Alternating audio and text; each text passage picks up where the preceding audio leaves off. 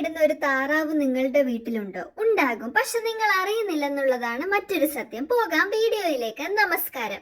എല്ലാം സാധ്യമാണ് എന്ന യൂട്യൂബ് ചാനലിന്റെ പുതിയൊരു വീഡിയോയിലേക്ക് എല്ലാവർക്കും സ്വാഗതം. നിങ്ങൾ ആദ്യമായിട്ടാണോ ഈ ചാനൽ കാണുന്നത് എങ്കിൽ എത്രയും വേഗം ഈ ചാനൽ സബ്സ്ക്രൈബ് ചെയ്യുക. എന്നതിന് ശേഷം മാത്രം വീഡിയോ മുഴുവനായി കാണുക. വീഡിയോ ഇഷ്ടപ്പെട്ടാൽ ലൈക്ക് ചെയ്യാനും നിങ്ങളുടെ സുഹൃത്തുക്കൾക്കും ബന്ധുക്കൾക്കും അയച്ചു കൊടുക്കാനും മറക്കത്തില്ലെന്ന് ഞാൻ കരുതുന്നു. ഇനി നമുക്കൊന്ന് നോക്കിയാലോ എന്തുകൊണ്ടാണ് ഇങ്ങനെ പറയുന്നതെന്ന്. അതിനു മുന്നേ തന്നെ ഒരു കാര്യം ഒന്ന് പറഞ്ഞോട്ടെ.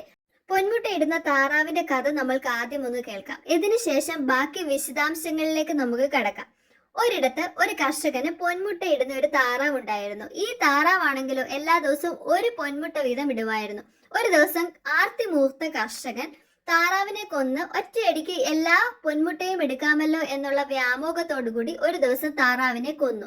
നിർഭാഗ്യവശ കർഷകന് ഒരു സ്വർണ്ണമുട്ട പോലും താറാവിന്റെ വയറ്റിൽ നിന്ന് കിട്ടിയില്ലെന്നുള്ളതാണ് മറ്റൊരു സത്യം.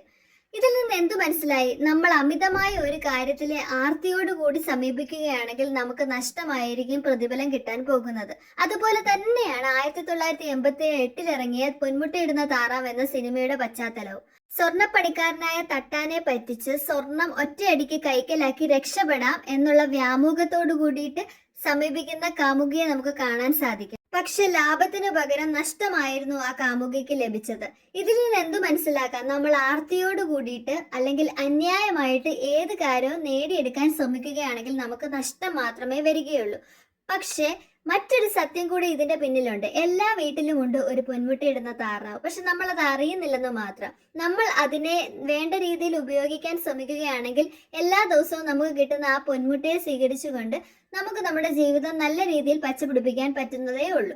പക്ഷെ നമ്മൾ ആർത്തിമൂർത്തും അല്ലെങ്കിൽ അനാപത്തായ രീതിയിൽ അത് സമീപിക്കുമ്പോഴാണ് മിക്കപ്പോഴും നമുക്ക് തകർച്ചയും നാശവും നഷ്ടവും ഉണ്ടാകുന്നത്.